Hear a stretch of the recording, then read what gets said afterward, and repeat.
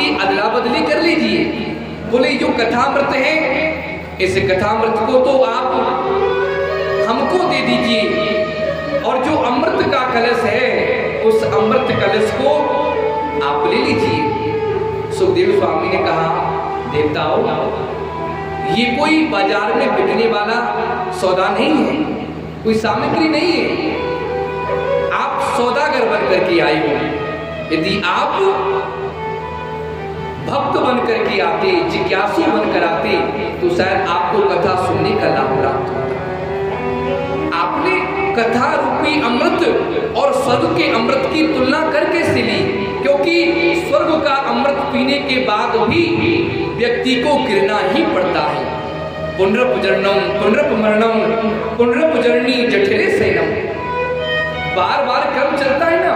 हम लोग संसार में आते हैं, जन्म लेते हैं, फिर मर जाते हैं, फिर जन्म लेते हैं, फिर मर जाते हैं। लेकिन श्रीमद् भागवत रूपी अमृत जिसने पान कर लिया, उसे कभी गिरना नहीं पड़ता। क्यों? कि उसकी तो सदा सदा के लिए महाराज मुक्ति हो जाती है। बोले क्यों? कि क्वा सुधा क्वा कथा लोके क्वा काचा क्वा मणिर्महान ब्रह्मरात्रो विचारे एवं तदो देवांच हासहा। बोले कहाँ कथा और कहाँ अमृत बराबरी हो सकती है? कभी कांच और कंचन का मेल हो सकता है? कभी नहीं। बहुत विचार किया, लेकिन उनको अभक्त जान करके कहा कि भैया ये तुम्हारे लिए नहीं है, ये तो जो भक्त होते हैं, जो रसिक होते हैं, जो कथा के पिपासु जिज्ञासु होते हैं, ये कथा तो उनके लिए है। बोल राधे राधे। तो देवताओं को विदा कर दिया महाराज। देवताओं को तो बड़ा बुरा लगा। देवताओं ने जाकर ब्रह्मा जी से शिकायत की। ब्रह्मा जी ने तोलना आरंभ किया महाराज।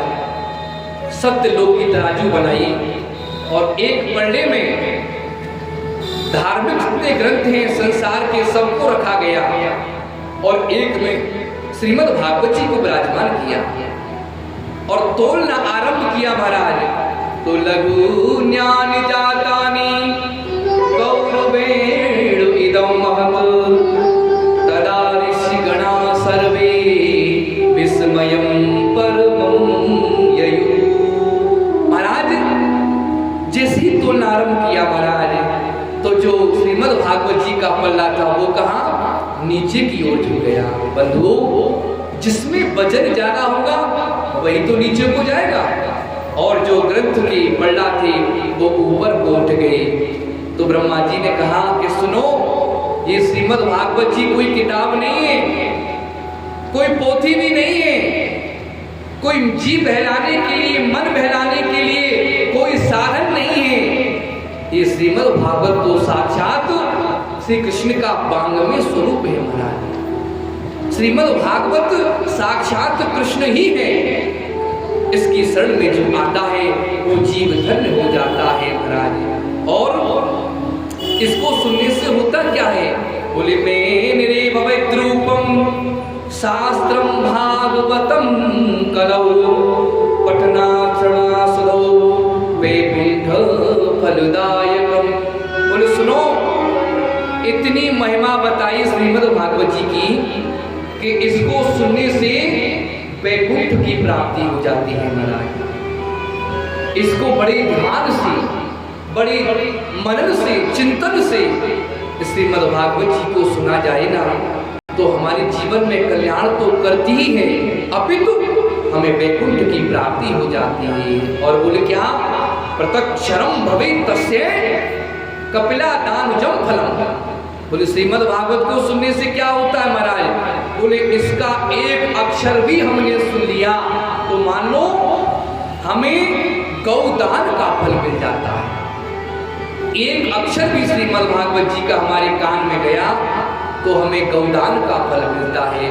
और आप लोग 7 दिन तक यहाँ बैठकर श्रीमद् भागवत जी को श्रवण करेंगे तो कितना फल मिलेगा।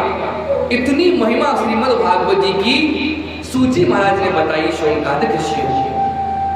सूजी कहते हैं कि एक बार की बात है ऋषियों एक बार सनकादिक ऋषियों ने दया करके नारद जी को ये कथा सुनाई। सनकादिक ऋषि बोले बड़ी आश्चर्य की बात है, नारद जी को कथा सुनाई और सनकादिक ऋषियों ने कथा सुनी।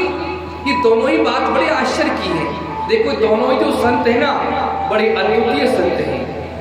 सनकादिक ऋषि जो है ना ब्रह्मा जी के मानस पुत्र हैं। कौन कौन से? ब्रह्मा जी के मानस पुत्र हैं सनक, सनंदन, सनातन, सनत कुमार, ये 4 पुत्र हैं और इनकी उम्र केवल 5 वर्ष की है और केवल 5 ही वर्ष के रहते हैं। न कभी आयु घटती है न बढ़ती है। इनका स्वभाव क्या है संतों का? ये केवल एक ही स्थान पर रहते हैं। कहाँ? बद्रिकाश्रम में विराजमान है, वहीं रहकर भजन करते हैं, कभी अन्य स्थान पर जाते नहीं। और नारद जी का स्वभाव क्या है? नारद जी तो ऐसे संत हैं महाराज जो कभी एक स्थान पर रुकते नहीं। 2 घड़ी से ज्यादा कहीं रुक नहीं सकते। सुना ना दक्ष प्रजापति का श्राप है नारद जी को। तो ऐसे कैसे हो गया? एक संत तो ऐसे हैं कहीं जाते नहीं और एक संत ऐसे हैं कहीं टिकते नहीं, तो 7 दिन तक कथा कैसे सुनी? तो बोले यही श्रीमद् भागवत जी की दयालुता है। श्रीमद् भागवत जी के शरणागत कोई हो जाए तो महाराज असंभव से असंभव कार्य भी संभव हो जाता है। जो संत कभी ठहर नहीं पाते वो भी ठहर जाते हैं। एक बार की बात, एक दाही विशालायाम चत्वारि ऋषयो मला सत्संगार्थी समायात तद्रसुस्तत्र नारदम्। एक बार महाराज नारद जी महाराज बड़ी तीव्र गति से दौड़ते हुए जा रहे थे। तभी सनकादिक ऋषि ने देखा, नारद आज आप जैसा अद्वितीय संत इतना दुखी है, उदास है, क्यों? पूछा कि कथम ब्रह्मंदीन मुखा कुतश्चिंता कुरो भवान त्वरितं गमयते पुत्र कुतश्चागमनं तव। बोले आप जैसा संत आज इतना दुखी, कथम ब्रह्मंदीन मुखा, क्यों दुखी हो? नारद आप तो ऐसे संत हैं महाराज, यदि जीव को दर्शन हो जाए, संसार के लोग दर्शन कर ले तो जीवन में कितना भी निराशा हो वो व्यक्ति प्रसन्न हो जाता है। लेकिन कुतश्चिंता कुरो भवान, आज आप जैसा संत इतना दुखी है, क्यों? क्या बात है, हमें भी तो बताइए। तो त्वरितम गम्यते पुत्र कुतश्चागमनं तव, आप जल्दी जल्दी जा रहे हैं, क्यों? कहाँ जा रहे हो? महाराज नारद जी चरणों में गिर पड़े। बोले भ्राता आप तो परम सिद्ध हैं, विद्वान हैं, मैं अपने प्रश्नों का उत्तर आपसे ही जानना चाहता हूँ। बोले क्या? बोले देखो मैं पृथ्वी को श्रेष्ठ मान करके इस मृत्यु लोक पर गया हूँ यार। अहम तु पृथ्वी आतो ज्ञात्वा सर्वोत्तमामिति पुष्करं च प्रयागं च काशीं गोदावरी तथा। बोले मैं पृथ्वी को श्रेष्ठ मानकर, महाराज कहाँ गया? मैं पृथ्वी को श्रेष्ठ मान करके प्रयाग गया, सेतुबंधु रामेश्वर गया, पुष्कर गया, काशी गया, गोदावरी गया, लेकिन मैं सत्य बताऊं मुझे कहीं भी शांति नहीं मिली। मैं जहां गया केवल मुझे अशांति मिली है और बंधु उसी अशांति की वजह से आज मेरा मन बड़ा दुखी है। बोले क्यों? हुआ क्या है?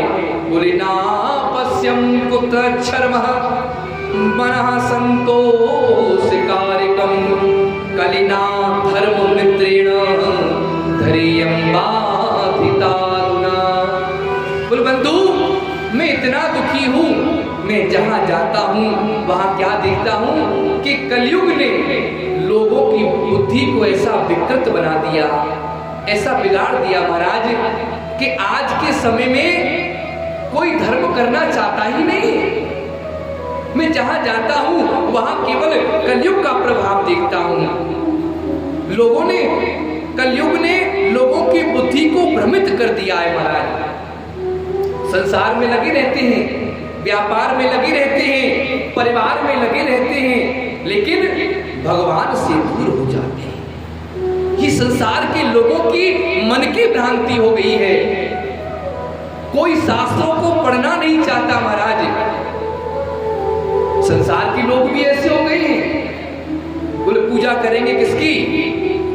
संत की पूजा तो करते हैं संसार के लोग, लेकिन किनकी करेंगे?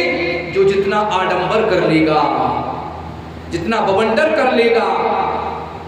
आजकल उस संत की पूजा नहीं है महाराज, जो संत एक स्थान पर बैठ करके अपनी साधना करता हुआ, संसार को त्याग करके, मोह माया को त्याग करके भगवान का भजन करता हो, लोग उसकी भजना नहीं करेंगे। लोग संत किसको मानते हैं आजकल? बढ़िया फॉर्च्यूनर गाड़ी हो संत के पास में, 10-20 चेला आगे हो, 10-20 पीछे हो, आगे पीछे गाड़ियों की लाइन लगी हो, बोले वो संत सबसे ज्यादा श्रेष्ठ। विद्वान की पूजा है संसार में। नारद जी कहते हैं, बोले विद्वान कौन है? बोले विद्वान महाराज वही है आज के समय में। बोले कौन? हम तो आजकल लोगों को देखते हैं, लोगों से बात करते तो लोग कहते हैं महाराज वो कथावाचक बहुत अच्छी है, उनके बड़े बड़े लंबे बाल हैं, बड़े अच्छे अच्छे कपड़े पहनते हैं वो। हम देखते महाराज उनके संग इतने लोग चलते हैं, इतना। देखो बात ही नहीं है, कथा वह भी करते हैं, कथा यहाँ भी हो रही है। जितने सूक्ष्म रूप से आप लोग जितने सादा तरीके से कथा सुनेंगे ना, हमने देखा है बहुत से कथावाचकों को, पूरी 7 दिन की कथा में आपको एक श्लोक नहीं सुना पाएंगे वो लोग। 18,000 की संहिता है। श्रीमद् भागवत जी में कितने श्लोक हैं? 18,000 श्लोक। यदि महीनों भर कथा चले श्रीमद् भागवत जी की, तो अच्छे से अच्छा विद्वान भी महीने भर में इस कथा को पूरा नहीं कर सकता है। फिर आप लोग तो, हम लोग तो 7 दिन कथा कह रहे हैं, 7 दिन कथा सुना रहे हैं, उसमें भी हम लोग श्लोक नहीं बोल पाते। श्लोक बोलते तो कहते हैं अरे महाराज जी तो बोर कर देते हैं। नहीं, यही मूल भागवत है, यही अनुष्ठान है, इसी से जीवन में परिवर्तन होता है, संसार की बातों से नहीं होता है। नारद जी आज क्यों दुखी हैं? नारद जी ने यही तो देखा कि संसार के लोग केवल बस कलयुग के आडंबर में चले हुए हैं। जो जितने आडंबर में हैं, लोग उसके पीछे चल रहे हैं महाराज। अच्छे बुरे का कोई ज्ञान नहीं है। और बोले क्या देखा?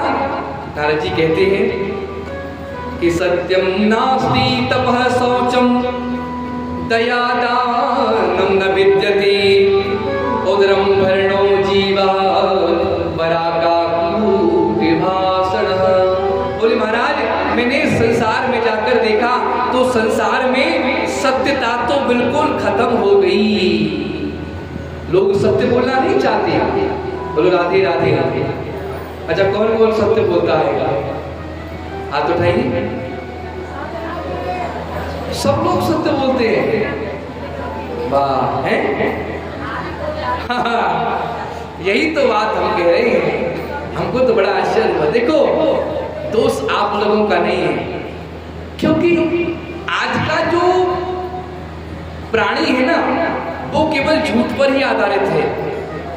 झूठे ही लेना, झूठे ही देना, झूठे ही भोजन, झूठ चबेना। क्यों महाराज जी? सत्य बात है कि नहीं? प्रातः काल से उठते हैं और रात्रि विश्राम तक केवल हम लोग झूठ का सहारा लेकर और अपने जीवन को निकाल देते हैं महाराज। और सबसे बड़ा झूठ का साधन ये फोन हो गया है ना? कहाँ भाई? होंगे घर पर, बताएंगे कहाँ? अरे हम तो दिल्ली हैं, कार आ गया, अचानक कार में आगे कोई काम लग गया हमको, है कहीं, बोल रहे कहीं, व्यापार के लिए झूठ बोल रहे हैं, परिवार के लिए झूठ बोल रहे हैं, अनर्गल झूठ बोल रहे हैं, झूठ पर झूठ बोल रहे हैं, सत्य नहीं रहा महाराज। और सत्य एक बार बोल भी दिया जाए तो अभिमान में भूल जाते हैं। बोले मानो हरिश्चंद्र के बाद हमारा ही नंबर है अब तो। तो झूठ